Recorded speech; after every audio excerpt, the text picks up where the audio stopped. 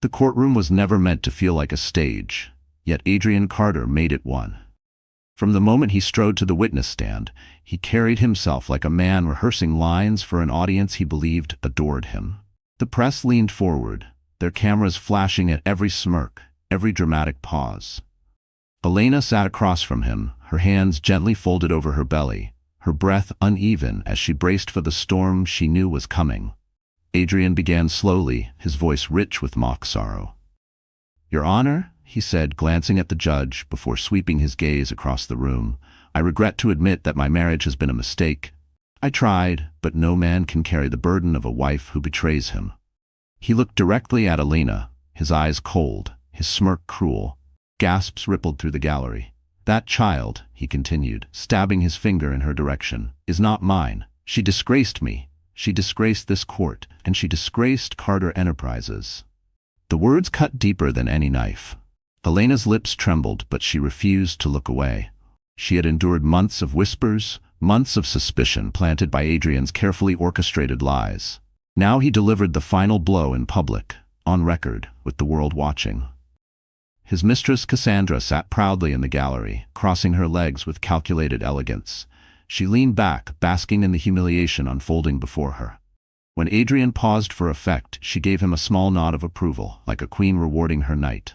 The judge cleared her throat, irritation flickering in her eyes. "Mr. Carter, please keep your comments relevant to the case." But Adrian thrived on spectacle. "Relevant?" he sneered. "The truth is relevant. Why should I pay for a child that isn't mine? Why should I, one of the city's leading men, be dragged down by a liar who only married me for money?" His voice rose, booming through the chamber. Reporters scribbled furiously, headlines already forming. "Billionaire denounces pregnant wife." Elena's cheeks burned. Her heart pounded so loudly she thought the whole room could hear it. For a moment she felt small, invisible, a shadow of the woman she once was. Yet inside her, something stirred. A spark, a reminder that she was not alone. The tiny kicks beneath her ribs seemed to whisper, "Hold on, Mama." Lucas Hale, her lawyer, placed a steadying hand on her arm. "Breathe," he murmured. "It's almost time." Elena nodded faintly. She knew what he meant. She knew the evidence waiting in his briefcase would turn this entire spectacle into Adrian's undoing. But at that moment, the pain of betrayal overwhelmed her. She thought of the nights she had stayed awake waiting for Adrian to come home, the sacrifices she made to support him, the love she had poured into a man who now treated her like dirt beneath his shoes. The humiliation was complete when Adrian delivered his final line. He leaned toward the microphone, his voice calm, smug, absolute. "That child is not mine. And by the end of this trial, everyone will know the truth." He was right about one thing. Everyone would know the truth. But not the one he imagined. Because within minutes, the very proof Adrian demanded would be placed in front of the judge, and it would destroy him.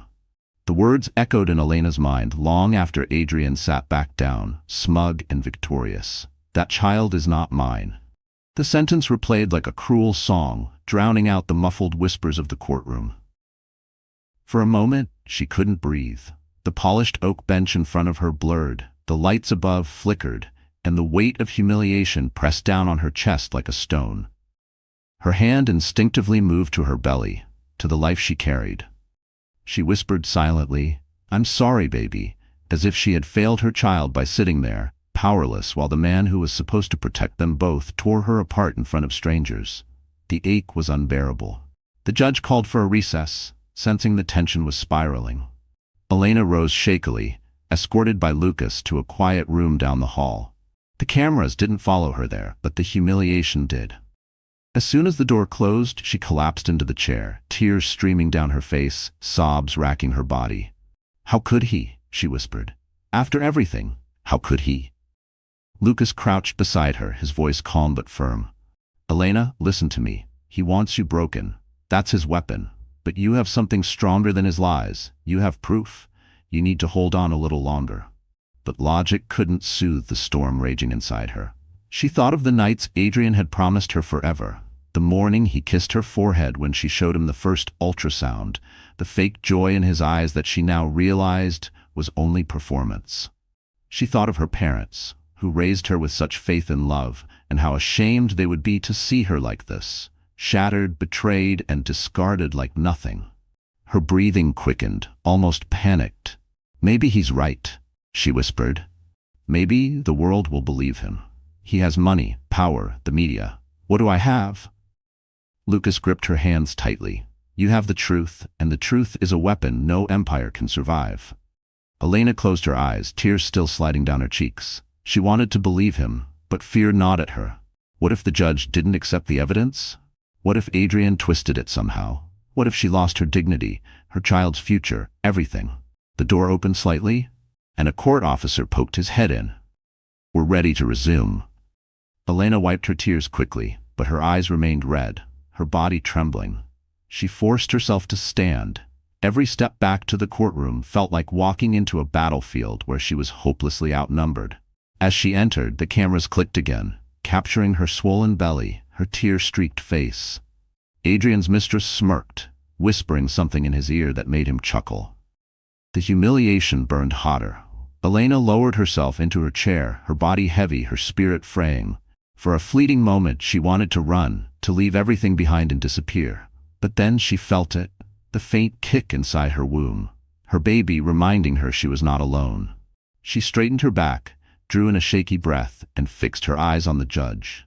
She was still broken, still fragile, but somewhere deep inside a spark flickered. And that spark was about to ignite the fire that would consume Adrian's empire. The gavel struck twice, echoing through the courtroom like a warning bell. Everyone returned to their seats, the whispers fading into an expectant hush. Elena sat with her head held slightly higher now, her tear-stained face softened by a quiet resolve. Adrian, however, lounged back in his chair, fingers drumming on the table, convinced victory was already his. Lucas Hale, Elena's lawyer, rose. His calm voice cut through the tense silence. "Your Honor, before this court considers my client's fate, there is critical evidence we must present. Evidence that speaks not only to her dignity, but also to the truth of paternity." The judge adjusted her glasses. "Proceed, Mr. Hale." From his leather briefcase, Lucas withdrew a sealed envelope, stamped with the insignia of the state's most trusted medical laboratory. He handed it to the bailiff, who delivered it to the bench. Murmurs rippled across the courtroom like a wave. Adrian's smirk faltered, though only for a moment. He leaned toward his attorney, whispering, "It's nothing. She wouldn't dare." The judge unfolded the document, her eyes scanning the lines. The silence grew unbearable. Reporters clutched their pens, ready for the revelation. Cassandra, Adrian's mistress, shifted uneasily in her seat, her confidence beginning to crack. Finally, the judge spoke. "This document is a legally certified DNA test, conducted under court-approved conditions. It establishes with 100% certainty that the unborn child of Mrs. Elena Carter is biologically the son of Mr. Adrian Carter." The words detonated like an explosion. Gasps filled the chamber. Cameras flashed wildly. Adrian's face drained of color, his arrogance evaporating into shock. He stood abruptly, slamming his palms against the table. "That's impossible. I destroyed." He stopped himself, realizing too late what he had nearly admitted. Lucas seized the moment. "Your Honor, for months my client has endured slander, humiliation, and betrayal. She's been called a liar, accused of infidelity, and ridiculed before the public. Today, the truth stands undeniable. The child is his. The empire Mr. Carter built on lies now faces the one thing he cannot silence: evidence." Elena felt her breath hitch, a mix of relief and vindication flooding her chest. For the first time in months, she looked at Adrian not with fear, but with quiet triumph. She placed her hand on her belly and whispered softly, "We did it."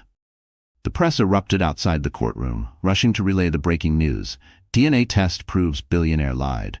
Stock tickers began flashing, investors panicked, and the Carter Enterprises board members shifted uncomfortably in their seats. The foundation Adrian thought unshakable was crumbling in real time. Adrian's mistress leaned away from him, her face pale.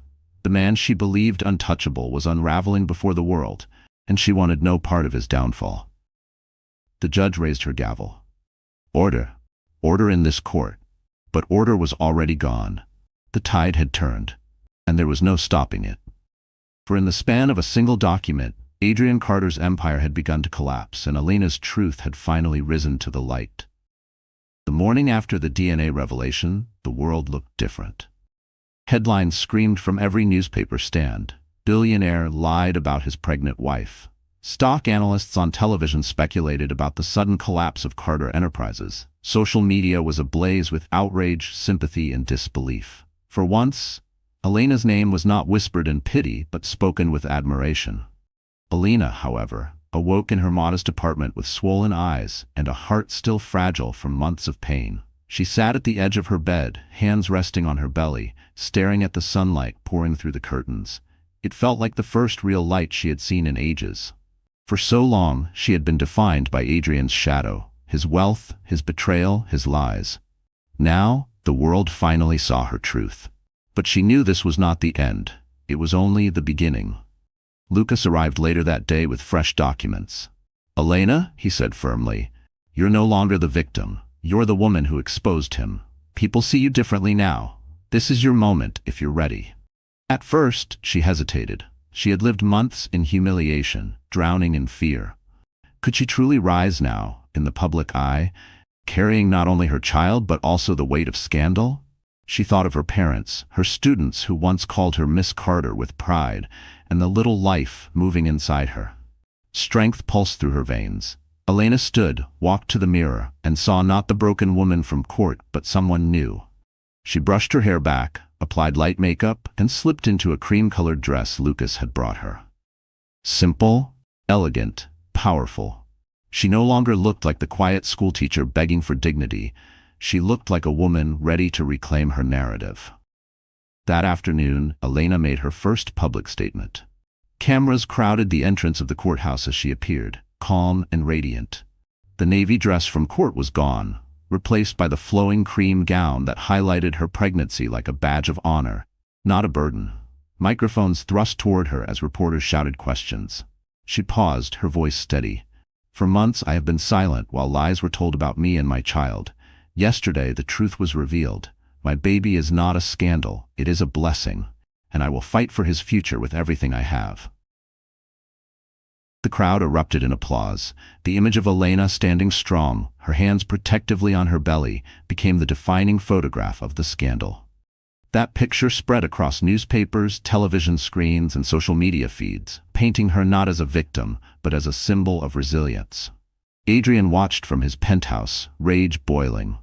His empire trembled as investors pulled away, and yet the woman he tried to destroy had never looked stronger. Elena returned home that evening exhausted but uplifted. She knew battles still lay ahead, but something had changed within her. The shame was gone. The fear was gone. What remained was power, the kind born from survival. And with that power, Elena was ready to face Adrian not as his discarded wife, but as the woman who would end his reign. The city had been buzzing for days. Every news anchor, every gossip column, every late-night host had one subject: Adrian Carter's disgrace. Yet the real storm came when the annual Bright Futures Gala arrived, an event that Adrian had once dominated. The same gala, where he had paraded Cassandra like a trophy, was now about to become the scene of his ultimate undoing. Elena had not planned to attend at first. The thought of walking into the lion's den, surrounded by Adrian's former allies, investors, and critics, terrified her. But Lucas was insistent. "Elena," he said, looking her in the eyes, "this is not just about clearing your name anymore. It's about taking back everything he tried to steal from you. Your dignity, your voice, your future. You don't hide. You walk in there and show them who you are." So she did. The night of the gala, the Crystal Renaissance Hotel sparkled under chandeliers and golden light. Guests in gowns and tuxedos whispered behind champagne glasses, eager for drama. When Adrian arrived with Cassandra on his arm, he forced a smile, but everyone could see the tension in his clenched jaw. His empire was crumbling, and tonight, every eye was watching for cracks. Then the room fell silent. Elena stepped through the grand doors, wearing a flowing sapphire gown that shimmered beneath the lights. Her pregnancy was visible, but instead of hiding it, she carried herself with grace, one hand resting proudly on her belly. Beside her stood Lucas, not just as her lawyer, but as her protector. The cameras clicked furiously. In an instant, Elena shifted from the woman humiliated in court to the radiant mother-to-be who had defied betrayal. Adrian's face paled. He hadn't expected her to come. Cassandra tightened her grip on his arm, whispering, "Ignore her. She's nothing." But the whispers in the room told another story. That's her. The wife he lied about. She looks stronger than ever. The host of the gala approached Elena, offering her the microphone. She hesitated, then took it, her voice calm but resolute. This evening is about the future of children, the future of families, the future of integrity. Some men believe money gives them the right to destroy lives. But money cannot erase truth. Money cannot silence a mother's love. Gasps echoed as her words struck home. Adrian shifted uncomfortably, his facade crumbling. Then, as if scripted by fate, one of Carter Enterprises' former board members stood up. Mrs. Carter, you have more integrity in your words tonight than Mr. Carter has shown in years. If you are willing, the foundation we once entrusted to him, we would now like to entrust to you. The applause was thunderous. Cameras captured Adrian's humiliation in real time, his mistress shrinking beside him. His empire had already been shaken by the DNA test, but now his reputation was shattered in public. He was no longer the king of the room. Elena was. As she stepped off the stage, she caught Adrian's eye. No words were spoken, but the message was clear. The man who had once humiliated her now stood defeated before the very society he had tried to impress. And this was only the beginning of his fall. Because Adrian Carter still had further to lose. The weeks that followed the gala sealed Adrian Carter's fate. His name, once synonymous with power, became shorthand for betrayal and disgrace. Newspapers reported the collapse of Carter Enterprises as investors fled. The board forced Adrian to resign, citing irreparable damage to the company's reputation. Lawsuits piled up. Former partners, employees, and even government regulators lined up to investigate the empire he had built on greed and lies. The man who had humiliated his pregnant wife in court was now humiliated before the entire world. Cassandra, the mistress who had once clung to his arm like a prize, disappeared overnight. She was photographed boarding a flight to Europe with a new benefactor, leaving Adrian alone in his crumbling penthouse. His calls went unanswered. His friends evaporated. For the first time in years, Adrian Carter had no audience, no allies, and no empire. He had become the very thing he feared most, irrelevant. Elena, on the other hand, transformed. Her story of survival and truth spread far beyond the courtroom. Women wrote letters, thanking her for standing tall when the world tried to break her. She became a voice for dignity and resilience, invited to speak at events she never imagined attending. But through it all, she stayed grounded. She was not chasing fame or power. She was simply a mother preparing to welcome her child into a world she had fought to make safer. The day her son was born was quiet, tender, and healing. In a small hospital room with sunlight streaming through the blinds, Elena cradled the tiny boy in her arms. She named him Gabriel. God is my strength. Lucas stood at the door, smiling proudly, as her parents wept with joy beside her bed. For the first time in a long time, Elena felt whole. As she rocked her newborn, she whispered, "You are not a scandal. You are my miracle, and you will grow up knowing that truth and love always win." Outside, reporters waited for a glimpse, but Elena didn't rush to the cameras. This moment was hers alone. She had proven her strength to the world, but now her only duty was to her child. Meanwhile, Adrian watched the news from his empty penthouse. He saw the image of Elena leaving the hospital, glowing with pride, her baby in her arms. The same media that once worshipped him now celebrated her. He realized too late that the woman he had tried to destroy had risen from the ashes stronger than he ever imagined. Justice had been served, not just in the courtroom but in life itself. And as Elena stepped into her new future, she carried not bitterness, but hope. She had lost everything once, but gained something far greater: freedom, dignity, and the unbreakable bond with her son. Her story became more than a scandal. It became a reminder to every woman watching that no betrayal, no humiliation, no man could ever erase the strength of a mother's love. The silence in Adrian Carter's penthouse was deafening. For years, the space had been filled with the noise of parties, investors' laughter, the clinking of champagne glasses, and the seductive whispers of women who flocked to his wealth. Now, it was hollow. The marble floors echoed his footsteps. The chandeliers gleamed over empty rooms, and the once proud billionaire sat alone, staring at the city that no longer admired him. His phone buzzed occasionally, but the messages were not from allies. They were demands from creditors, legal summons, and rejection after rejection. Former friends had cut ties, terrified of being dragged down with him. Board members who once bowed to his power now turned their backs, claiming ignorance of his lies. Even the tabloids, which once glorified his every move, now feasted on his downfall. Adrian tried reaching out to Cassandra, the mistress who had been his companion through the height of his arrogance. But she had already vanished, her social media filled with photographs from Paris, smiling on the arm of another wealthy man. The betrayal stung, not because he loved her, but because she left him exactly the way he had once left Elena, discarded without mercy. As days passed, Adrian's rage turned inward. He replayed the courtroom scene in his head. The moment the DNA test was revealed, the gasps, the flash of cameras, Elena's quiet triumph. He slammed his fists against his desk, shouting, "She ruined me." Yet deep inside, he knew the truth. He had ruined himself.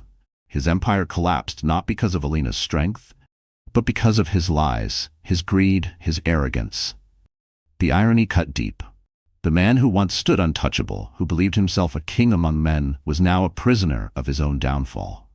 His reflection in the floor-to-ceiling windows mocked him.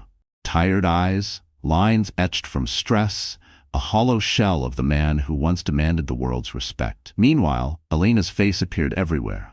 Magazine covers, news interviews, community events. She wasn't just the pregnant wife anymore. She was the symbol of truth, the woman who had stood tall when the odds were against her. Adrian threw a glass at the television one evening, the screen shattering, but her image remained burned into his mind. The loneliness gnawed at him. No lawyers could save him now. No investors would answer his calls. Even his own family, embarrassed by the scandal, distanced themselves. The walls of his penthouse felt like a cage closing in. For the first time in his life, Adrian Carter was powerless. And the cruelest part? He knew the world was only watching the beginning of his descent. Because his isolation was not the end. It was the doorway to a punishment even greater than loneliness. Cassandra had always been quick to sense when the tide was turning. She wasn't with Adrian Carter out of love. Love had nothing to do with it. She wanted power, wealth, and the shine of being seen on the arm of one of the richest men in the country. But when the DNA test shattered his empire and the world turned against him, Cassandra knew her golden ticket had expired. At first, she tried to stay. After all, she enjoyed the penthouse parties, the luxury handbags, and the attention. But the calls from designers stopped, invitations to galas vanished, and photographers no longer cared about her. Instead of glamour, she was met with sneers. "There's the woman who laughed while he humiliated his wife," one socialite whispered as Cassandra walked into a boutique. The sting of public shame was worse than she expected. Her loyalty crumbled quickly. Within days, she packed her belongings into designer suitcases, each gift Adrian had lavished on her now reduced to a survival kit. When Adrian confronted her, his voice hoarse from shouting, his eyes bloodshot, she didn't flinch. "You said you loved me," he growled, blocking the doorway. Cassandra laughed coldly. "Love? Adrian, I loved what you gave me, but now you have nothing. Why should I stay?" Her words sliced through him like glass. He lunged toward her, but she stepped back, calm and calculating. "Do you think I'll go down with you? No. I've already spoken to reporters. I told them everything." Adrian froze. "Everything?" "Yes," she smirked, tossing her hair. "Your late-night schemes, your manipulation of board members, even the offshore accounts you thought no one knew about. They'll paint me as another victim of your lies. And you know what? The world will believe it. Because they want someone to hate, and right now that someone is you." Adrian's knees weakened. For years he thought he controlled Cassandra, just as he controlled everyone else. But now she was free, slipping through his fingers like sand. She turned, wheeled her suitcase to the elevator, and left without a backward glance. The next morning, her face appeared on the front page of a leading magazine. The headline read, "Mistress Speaks Out. I was used and betrayed by Adrian Carter." She wore a black dress, her makeup soft and sorrowful, playing the role of the wronged woman. Public sympathy, once non-existent, began to tilt toward her. Adrian slammed the magazine against the wall, but it didn't matter. The damage was done. His mistress had not only abandoned him, she had joined the chorus, tearing him apart. Now, Adrian faced his ruin completely alone. And yet, the storm Cassandra unleashed was only the beginning of the reckoning still to come. In the gleaming glass towers of Carter Enterprises, the mood was grim. Once a powerhouse in the world of real estate and finance, the company now teetered on the edge of collapse. Stock prices plummeted daily. Investors pulled out millions. What had taken Adrian Carter years to build was unraveling in weeks. But the greatest blow came not from outsiders, it came from within. The board of directors had tolerated Adrian's arrogance for years. They admired his ability to charm investors and bully competitors. But now he was toxic. Every headline dragged their company deeper into scandal. And worse, Cassandra's tell-all interviews revealed damning details of financial misconduct. Offshore accounts, secret deals, and manipulation of stock prices, all tied directly to Adrian. A private meeting was called at the firm's headquarters. 12 board members sat around the polished mahogany table, their faces hard and voices clipped. "Gentlemen," said the chairman, Arthur Langley, "we can no longer afford loyalty to a man who has destroyed this company's reputation." Another member leaned forward. The DNA test humiliated him, but what Cassandra revealed, that's criminal. If we don't act now, regulators will come after all of us. The decision was swift. Adrian would be forced out, stripped of his position, and left to face the consequences alone. It wasn't morality that guided them, it was survival. That afternoon, Adrian stormed into the boardroom, his once commanding presence reduced to desperation. "You can't do this to me," he barked. "This company exists because of me. You think you can run it without me? You're nothing without Adrian Carter." Arthur's expression was calm, almost pitying. "No, Adrian, you're nothing without us. You built an empire on lies, and now those lies are coming for you. We're handing over everything to federal investigators. Every hidden account, every forged signature, every scheme." Adrian's face drained of color. "You wouldn't dare." "We already have," Arthur replied coldly. "By tomorrow morning, federal agents will be knocking at your door." The room fell silent. For years, Adrian had been untouchable, the man who dictated the fate of everyone around him. Now he stood powerless, watching as the very people who once praised him sealed his downfall. When he left the building, reporters swarmed, shoving microphones in his face. "Mr. Carter, is it true the board has turned over evidence of fraud? Will you be indicted?" His jaw tightened, but he said nothing. Cameras captured his silence, and silence was louder than denial. Back in the boardroom, Arthur exhaled heavily. "Gentlemen, Carter Enterprises will survive, but only if we cut out the cancer. Adrian is finished." Adrian's empire, once feared, was now being dismantled piece by piece, by the very men who had once cheered him on. And as the law closed in, Adrian would learn that betrayal cuts deepest when it comes from those you thought were on your side.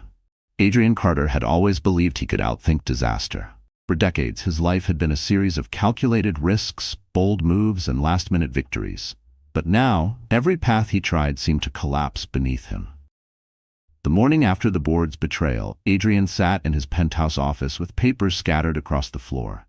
Contracts, bank statements, half-burned letters from secret accounts. It was all there, evidence of a man clawing for survival. He called lawyers, but none would take his case. Too risky, they said. He called investors, but their phones went straight to voicemail. Even his personal assistant, loyal for nearly 10 years, had resigned with a single email. "I cannot be associated with your actions any longer." Adrian's desperation turned frantic. He spent hours on the phone with foreign banks, trying to transfer what money he could before accounts were frozen. But every attempt was blocked. Regulators had already moved in, and one by one his financial lifelines were cut. That night, he paced the marble floor of his penthouse, sweat beading on his forehead. "Think, Adrian," he muttered to himself. "There's always a way out." But the truth gnawed at him. For the first time in his life, there wasn't. In a last-ditch effort, he tried reaching Cassandra. He left voicemail after voicemail, his voice growing more desperate each time. "Cassandra, you can't do this to me. We were a team. I gave you everything. Just come back. We can fix this." But her phone stayed silent. He turned on the television only to see her face in another interview, painting herself as the victim. "He used me," she told the cameras, crocodile tears rolling down her cheeks. "I was blinded by his promises. I didn't know the truth until it was too late." Adrian threw the remote across the room, shattering the screen. "Liar," he screamed, but the echo in the empty apartment reminded him that no one cared. As the days dragged on, his desperation deepened. He arrived uninvited at the offices of old allies, pounding on doors, demanding meetings. Security escorted him out each time. Once, a photographer snapped a picture of him being dragged from the lobby of a hotel. The photo went viral, captioned, "From king to beggar."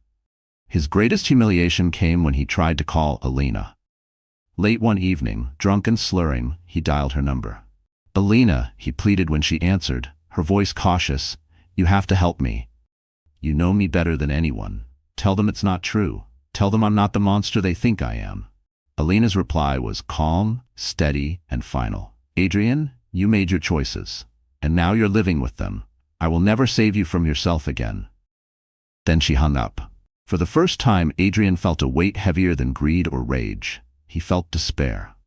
The walls of his empire had crumbled, and the only sound left was the echo of his own downfall. But Adrian had not yet hit rock bottom, because the law was coming, and it would strip away even the little he had left. The knock came at dawn. It wasn't the polite tap of a visitor, but the pounding force of authority. Adrian Carter stumbled from his bed, still in yesterday's suit, the smell of whiskey clinging to him. When he opened the door, the sight that greeted him stole the last shred of his confidence. Federal agents, badges raised, eyes hard. Behind them, camera crews lined the street, capturing every second. "Adrian Carter," one agent announced, "you are under investigation for fraud, embezzlement, and obstruction of justice. You are required to come with us." Adrian tried to laugh it off, but his voice cracked. "This is ridiculous. I built this city. You wouldn't even have jobs if it weren't for me." But the agents didn't flinch. They stepped inside, presenting a search warrant, and began combing through his penthouse. As boxes of documents were hauled away, reporters outside shouted questions. "Mr. Carter, how long have you been hiding offshore accounts? What do you say about the mistress's accusations? Do you have anything to say to your wife and unborn child?"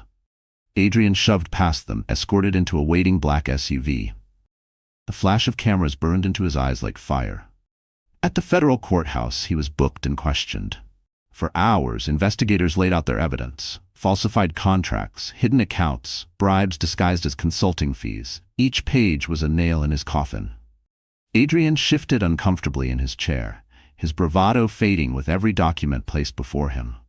"This is a witch hunt," he muttered, but his words sounded hollow, even to himself. Meanwhile, the news spread like wildfire. Stock tickers flashed his downfall, talk shows dissected his crimes, and the public that once envied him now mocked him. Headlines read, "From billionaire to criminal, Adrian Carter faces justice." Back in her modest apartment, Elena watched the coverage quietly, her newborn resting in her arms. She felt no triumph, only relief. Justice was moving, and it no longer depended on her strength alone. She kissed her son's forehead and whispered, "He can't hurt us anymore." For Adrian, the humiliation only deepened.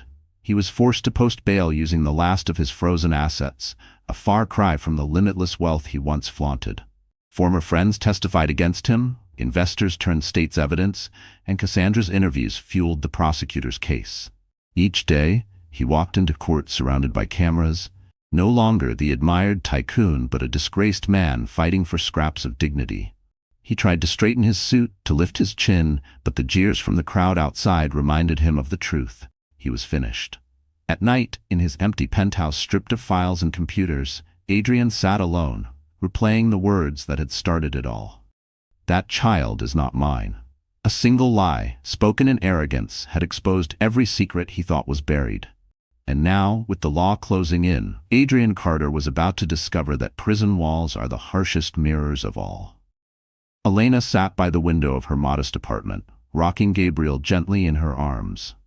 The morning sun painted her face in warm light, a stark contrast to the cold shadows she had once lived under. For months she had been defined by humiliation, whispered about as the billionaire's discarded wife. Now, when she walked down the street, strangers stopped to thank her for her courage. Her story had traveled far beyond New York, reaching women in small towns, crowded cities, and quiet suburbs who saw themselves in her fight. At first, Elena resisted the attention. She had never wanted the spotlight, never cared for luxury or fame. But as letters poured in, Women sharing their own stories of betrayal, mothers confessing how her strength inspired them.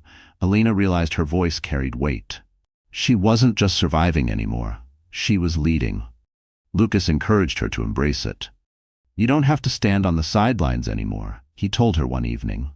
"You've already proven you can fight Adrian. Now you can help others fight their own battles." So Elena agreed to her first televised interview. Sitting on a simple set, holding her son close, she spoke not about revenge, but about resilience. "What I've learned," she said softly, "is that no amount of money or power can silence the truth, and no betrayal can erase the strength of a mother protecting her child." The clip went viral within hours. Soon, invitations poured in, from women's conferences, charities, even universities. Elena used each platform to share her journey, but always with humility. She didn't present herself as a celebrity. She spoke as a woman who had once been broken and rebuilt herself, piece by piece. Financially, she was stable too. The court, recognizing Adrian's misconduct, granted her significant compensation and secured Gabriel's future. But Elena never flaunted it. She chose to remain in her modest home, donating much of her settlement to organizations that supported single mothers and victims of abuse. Her parents watched proudly, often reminding her of the values they had instilled long ago: kindness, dignity, strength.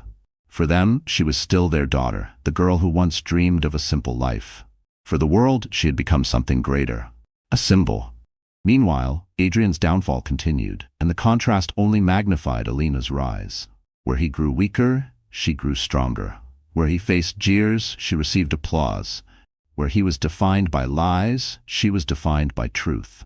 One evening, as she stood on stage at a women's empowerment event, applause thundering around her, Elena held Gabriel against her heart and smiled. She had once been humiliated in front of the world, but now the same world stood to honor her. And deep down, she knew this was only the beginning of the life she was meant to live. Free, strong, and unbreakable. Adrian Carter had once believed rock bottom was a place he'd never reach. He imagined it belonged to other men, the careless, the weak, the unlucky. But as winter settled over New York, Adrian discovered that rock bottom wasn't a single blow. It was a slow descent, a stripping away of everything he once used to define himself. The penthouse that had once hosted glittering parties now sat in silence, most of its luxury items seized by investigators. Expensive art was gone from the walls, cars repossessed, accounts frozen. Even the staff who once rushed to serve him vanished, leaving him to cook his own meals, or rather, stumble through takeout boxes scattered across the counter.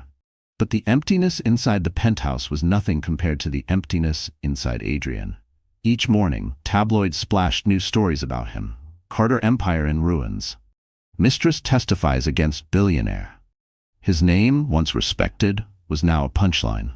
The same people who had once lined up to shake his hand now crossed the street to avoid him. Desperation pushed him to old habits. He tried calling former allies, begging for help. "Just a loan," he pleaded. "I can fix this. I just need time." But phones clicked silent, and doors slammed in his face. The network of power he had built so carefully dissolved overnight. He was no longer Adrian Carter, the visionary. He was Adrian Carter, the disgraced criminal. The final humiliation came when he was evicted from his penthouse. Cameras lined the streets as movers hauled out what little remained of his belongings. A once proud billionaire, reduced to a man clutching 2 suitcases, shoving past reporters shouting, "Mr. Carter, where will you go now?" He had no answer. For weeks he drifted between cheap hotels, his suits wrinkled, his hair unkempt. The arrogance that had once fueled him was gone, replaced by a hollow stare. Nights were the worst. Alone in dim rooms, he replayed the courtroom humiliation, the DNA test, Elena's steady gaze as truth destroyed him. He drowned himself in whiskey, but the memories never faded. He thought of Cassandra, now thriving in Europe with a new benefactor. He thought of the board, testifying against him to save themselves. And worst of all, he thought of Elena, standing strong, her son in her arms, admired by the world. She had risen while he had fallen. That irony cut deeper than any betrayal. One night, Adrian sat on the edge of a motel bed, staring at his reflection in a cracked mirror. His face was pale, his eyes bloodshot, his hands trembling. "Who are you?" he whispered. The man staring back was unrecognizable. Not a billionaire, not a husband, not a leader, just a man destroyed by his own lies. And though he believed he had hit the bottom, Adrian had yet to face the harshest punishment, the judgment of the court and the prison walls that awaited him. The courthouse was packed once again, but this time the atmosphere was different. Months earlier, Adrian Carter had strutted through these very halls like a king, certain of victory. Now he shuffled in wearing a plain gray suit that hung loosely on his frame, his once polished shoes scuffed and worn. The swagger was gone. The cameras still flashed, but they no longer glorified him. They documented his ruin. Inside, the air buzzed with anticipation. Reporters filled every bench, their pens ready to record the downfall of a man who had once been untouchable. Investors and former employees sat among the crowd, eager to witness justice. At the front of the courtroom, prosecutors prepared their final arguments, stacks of evidence piled high. Adrian's legal team was a shadow of what it once had been. Junior attorneys assigned by the court, not the high-powered defenders he used to command. The judge entered, stern and unyielding. This court will now hear closing statements in the case of the state versus Adrian Carter. The lead prosecutor rose, her voice clear and steady. Your Honor, the evidence is overwhelming. Mr. Carter defrauded investors, manipulated markets, and laundered millions through offshore accounts. He betrayed not only his shareholders, but the public trust. For years he believed himself above the law, but today the law stands above him. She pointed to the exhibits, contracts forged in his handwriting, testimony from Cassandra, financial records supplied by the very board he once controlled. Piece by piece, they painted a portrait of greed and corruption. Adrian sat motionless, his jaw clenched, his eyes fixed on the table. The arrogance that once fueled him had been stripped away. Yet when his turn came, he stood and tried to summon his old voice. I built this company, he said, his tone uneven. I gave jobs to thousands, created wealth for this city. Yes, I made mistakes, but I don't deserve this witch hunt. You all benefited from me, and now you're ready to bury me. His words fell flat. The jury's faces were unmoved. The audience murmured with disdain. When the judge called for recess, Elena entered quietly through the side door. She didn't come to gloat. She came because she needed closure. She sat in the back, holding Gabriel, now a few months old. Her presence drew whispers, but she ignored them. Her eyes stayed on Adrian, not with hate, but with finality. When court resumed, the judge delivered her verdict. Adrian Carter, based on the evidence presented, this court finds you guilty on all counts: fraud, embezzlement, and obstruction of justice. You are hereby sentenced to 20 years in federal prison. The gavel struck, and the sound reverberated through the chamber like thunder. Reporters rushed out to broadcast the news. Adrian slumped into his chair, pale and defeated. For the first time, the man who had once controlled everything had no future left to control. Elena rose quietly, kissed Gabriel's forehead, and walked out into the sunlight. Justice had spoken. And though Adrian's story ended in chains, Elena's was only beginning, free, strong, and unbroken.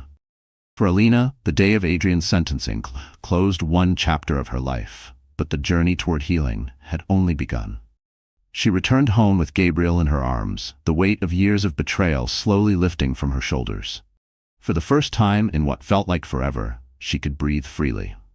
The courtroom's echoes of humiliation, the flashing cameras, the endless whispers, all of it began to fade.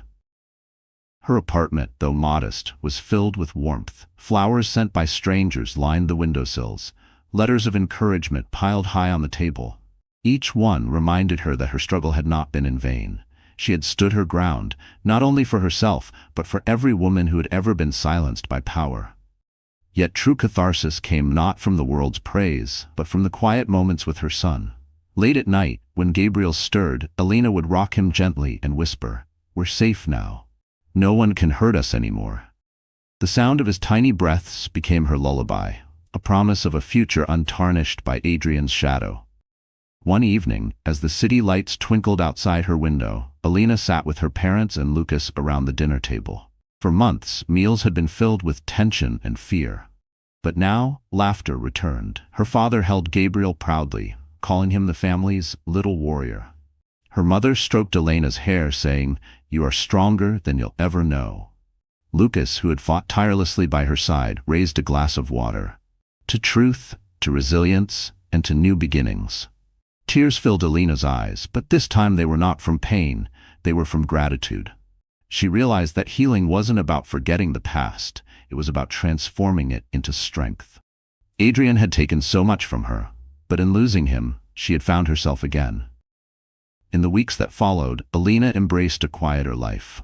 She continued speaking at events, but balanced it with simple joys: walks in the park, bedtime stories, Sunday dinners with her parents.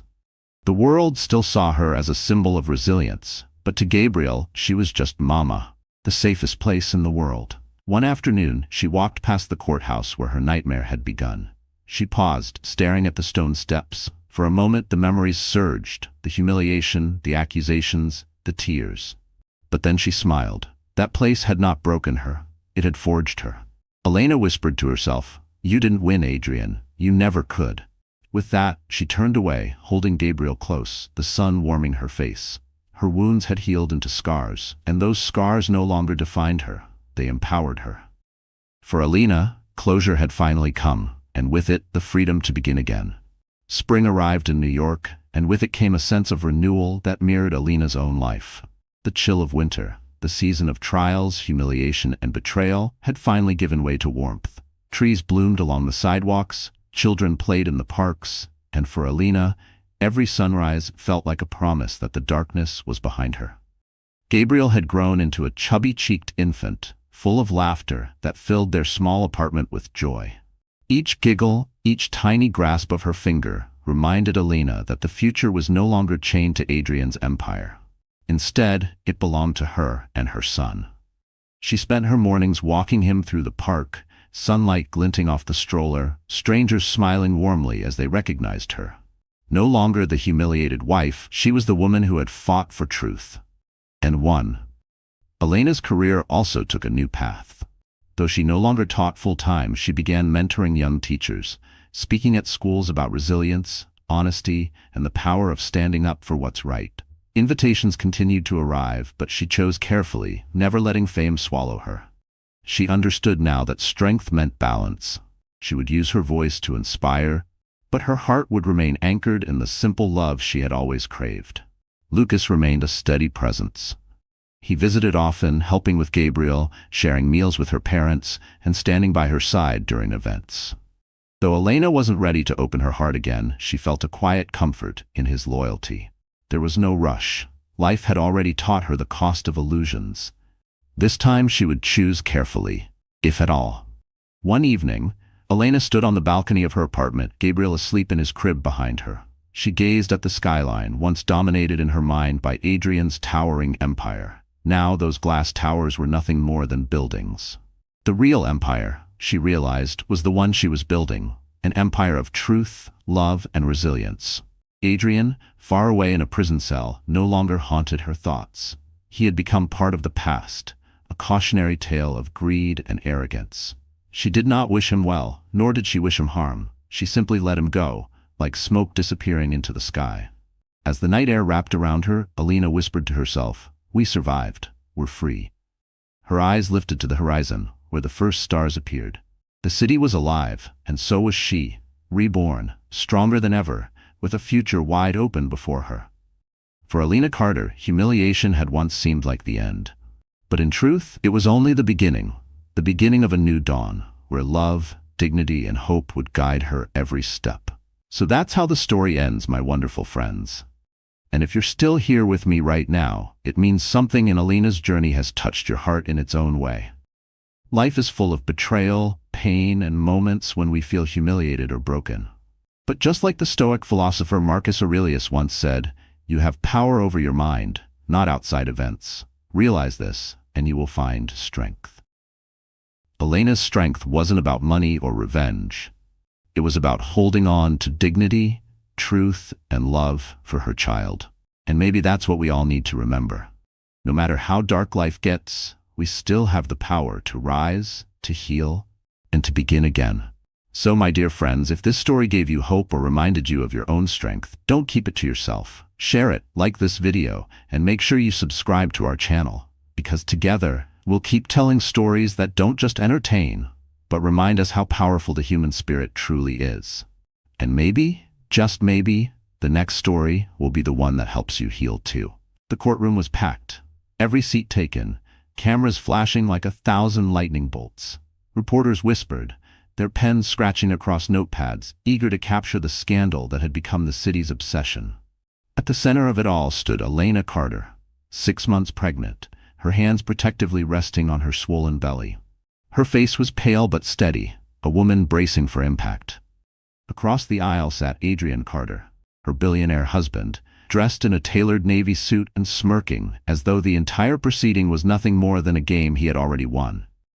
The judge cleared her throat, silence sweeping across the room. But Adrian didn't wait for her to speak.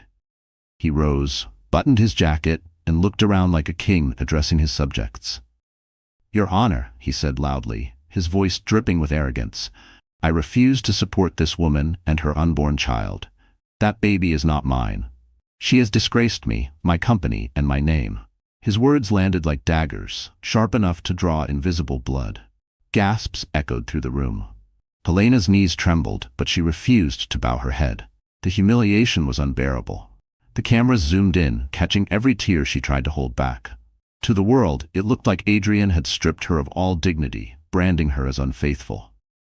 Investors watching live feeds began to whisper. Board members exchanged wary glances, and the mistress, seated proudly behind Adrian, smirked, certain she had won. Elena gripped the wooden railing in front of her, her fingernails digging into the polished surface.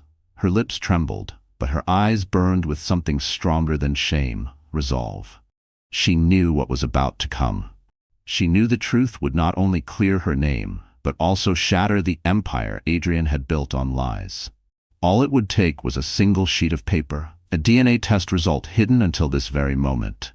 And when it came out, nothing in Adrian Carter's world would ever be the same again.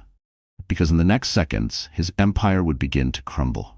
Before the cameras, before the humiliation, Elena Carter was simply a woman who dreamed of a quiet, ordinary life. She had never asked for diamonds, luxury yachts, or champagne-soaked parties. What she wanted was love, safety, and a family. Born in a modest neighborhood on the outskirts of Chicago, Elena grew up with hardworking parents who taught her values of kindness and resilience. Her father worked long hours as a mechanic, her mother juggled jobs in a diner and a dry cleaner's shop. They didn't have much, but what they gave her was priceless, a belief that love was stronger than money. Elena carried that belief into adulthood. At 24, she was working as an elementary school teacher, adored by her students for her warmth and patience. She had little savings, but her heart was rich with hope. When she met Adrian Carter at a charity auction where she volunteered, she thought fate had handed her a miracle. Adrian was older, polished, powerful, and unlike anyone she had ever known. He swept her off her feet with lavish gestures and promises of forever. For the first time in her life, she felt chosen. Their wedding was a spectacle. Elena's modest relatives sat stunned in a ballroom, filled with chandeliers and crystal glasses, unable to believe their daughter had married one of the most powerful men in the country. But beneath the glamour, Elena remained the same girl she had always been. She still made her own coffee in the mornings, still visited her students with handmade gifts, still wrote letters to her parents every week. She believed she could balance his world of power with her world of love. When she discovered she was pregnant, her heart soared. She imagined decorating a nursery, singing lullabies, teaching her child the same values her parents had taught her. Adrian's reaction had been strange, smiles too wide, hugs too quick, but she ignored the nagging doubt. She wanted to believe in the dream. She wanted to believe in him. But as her belly grew, Adrian's warmth grew cold. He became distant, spending nights in hotels, claiming urgent business. Whispers of another woman reached her ears, but she dismissed them, clinging to hope. Even when he stopped holding her hand in public, even when his eyes slid past her like she was invisible, she convinced herself it was stress, not betrayal. By the time the trial arrived, Elena was no longer naive. She was exhausted, heartbroken, but not broken. Carrying her unborn child, she stood in that courtroom with dignity, even as Adrian called her names. She had something he did not: truth. And truth, she knew, could destroy even the mightiest empire. What Adrian didn't know was that Elena was ready for this fight, and the evidence she carried would leave the world speechless. The courtroom wasn't just a place of justice that day. It was a stage where reputations were built or destroyed. The New York County Supreme Court stood tall, its stone columns casting long shadows on the icy streets below. Outside, reporters swarmed like vultures, cameras flashing as soon as Adrian's black limousine pulled up. His mistress, perfectly styled in a crimson dress, stepped out beside him, her smug smile designed for the front pages of tomorrow's tabloids. To the world, Adrian Carter appeared untouchable, the billionaire who could bend both markets and people to his will. Inside, however, the air felt heavier. Rows of polished oak benches were filled with spectators, investors, business rivals, journalists, and curious onlookers eager to witness the downfall of a man or the destruction of a woman. The chandeliers overhead glittered coldly, reflecting the tension that made every cough and whisper sound like thunder. The judge's bench loomed high, a reminder that in this room titles and fortunes meant nothing. Only the truth mattered, or so it was supposed to. Elena entered quietly, wearing a simple navy dress that clung to her swollen belly. She looked out of place against the expensive suits and designer gowns that crowded the courtroom, yet her presence carried an undeniable grace.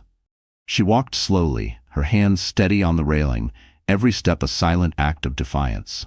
Her allies were few. Her lawyer Lucas Hale seated firmly at her side, and a handful of reporters who still believed in exposing truth over selling scandal. Adrian, in contrast, dominated the room with his arrogance. He leaned back in his chair, whispering to his attorney and exchanging glances with his mistress, as if this trial were a performance for his amusement. He treated Elena like a nuisance, a distraction to be discarded, not the woman who had once shared his home and carried his child. The atmosphere shifted when the judge entered. "All rise," the bailiff commanded, and the room fell into silence. The trial had begun, but it already felt more like theater than justice. Every word would be quoted, every gesture dissected, every photograph splashed across the morning headlines. This was not just a legal battle, it was a public execution of character. Elena knew it. Her humiliation had been orchestrated to destroy her dignity. Adrian's wealth ensured the press was on his side, ready to paint her as a liar. Yet beneath her calm exterior, her heart raced with one thought. She carried a truth so powerful it could turn this entire courtroom into Adrian's worst nightmare. Because within these very walls, his empire wasn't going to be celebrated. It was going to collapse. Adrian Carter wasn't always a billionaire with the world at his feet. He began as a clever, ambitious young man from an average family, determined to escape obscurity. Ruthless in business, charming in public, and merciless in private, Adrian built his empire, brick by brick. He took risks others feared, crushed competitors without hesitation, and bought loyalty with money and influence. By the time he turned 38, Adrian had transformed Carter Enterprises into a real estate empire spanning cities and continents. Magazines praised him as a visionary. Talk shows invited him to boast about his success. But behind that polished image was a man who believed love was weakness and loyalty was a tool. To Elena, he had once seemed like a dream. He wooed her with expensive dinners, handwritten notes, and promises of security. But the man who whispered forever at their wedding was not the same man who now sat in court smirking beside his mistress. Adrian had changed, or perhaps, Elena thought bitterly, he had always been this way, only better at hiding it. His arrogance had no limits. To him, women were ornaments. Elena had served her purpose as the wife who elevated his image, the gentle schoolteacher who made him look grounded, approachable, even human. But once her pregnancy became real, once her needs conflicted with his desires, he began to see her as a burden. He showered his mistress with gifts while criticizing Elena for draining his energy. The mistress, Cassandra, was the perfect reflection of Adrian's vanity. Young, striking, ambitious, she played her role flawlessly. He flaunted her at events, introduced her to investors, and whispered lies about Elena's instability to justify his betrayal.